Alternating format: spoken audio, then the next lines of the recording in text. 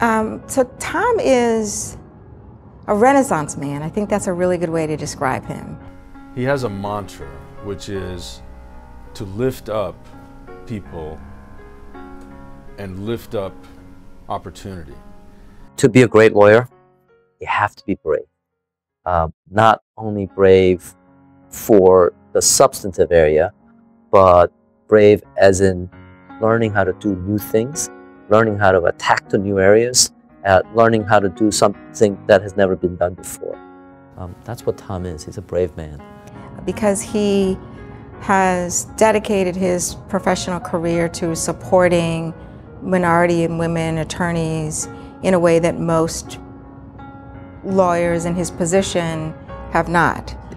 Now, thankfully, there are more GCs and corporate counsel in positions of influence who are willing to use that influence for the betterment of the profession. But Tom was doing it before it was cool, before it was fashionable. He's the kind of man, I think, that has the courage of his convictions. What makes people like Tom successful, which I think is what makes most successful people successful, is the ability to make people around them successful. So he's consistently focused on finding people who would not otherwise have the obvious opportunities, finding the best and the brightest from those areas and giving those people a chance. And that's a radical concept in big firms. He's very accessible. He will spend as much time as he needs with as many people as need his mentoring and counseling. And I think that's created a Tom Sager fan club.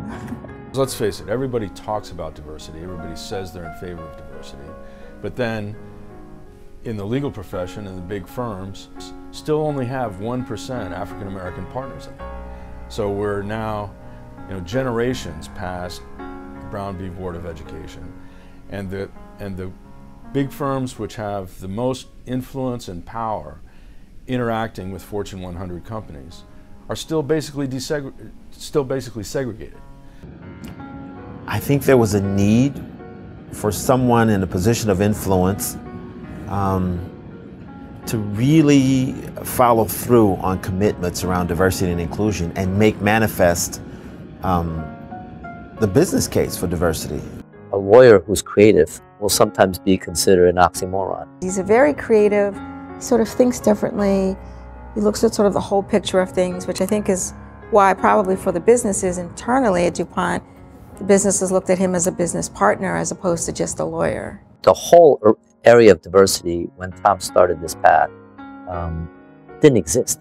He practically created the whole concept of pushing for diversity in the practice of law. It took somebody who was willing to try things that had never been done before in the entire industry. There are two entities, institutions really, that wouldn't exist were it not for Tom. One is the DuPont Minority Counsel Network, which has become a model for other companies that have evidenced the seriousness around diversity and inclusion. And frankly, the Minority Corporate Counsel Association, MCCA, would not exist were it not for Tom. So here's someone who, by all measures, has been a pioneer and a groundbreaker in the area of diversity. And the impact he's had on the lives, the number of lives he's had, he just seems to feel like it's still not enough, that he has a lot of humility for the amount of impact he's had on people. And he keeps pushing, he keeps working on all those same types of issues. The fact that he goes from law student age to the breadth of a career, I think demonstrates the breadth of his commitment. So his commitment isn't let me just get some minority lawyers some good work, it's let me help continue with their development and growth over time. I view him as someone that I would always want to have in the trenches, and he is someone who gives more of himself to help other people succeed. his thoughtfulness, his creativity, his courage, and his spirit of innovation will leave a lasting impression on the profession as a whole. And so, you know, people will know him and know him now and will know him forever as one of the few general counsels, deputy general counsels, who was willing to sort of put his name and stamp on a real dedication to making sure minority lawyers had a chance to do DuPont work, which is a big deal. I want this to be like all the other times I talk to him, and I'll say, Tom, I love you, I appreciate you, I respect you, and every single one of us owes you a debt of gratitude. Thank you, my friend. So Tom, thank you so much for all that you've done for me as an individual, teaching me the ropes of the trade, but also for leaving such an incredibly important legacy in the practice of law. Nobody will ever do as much as you've done in the area of diversity.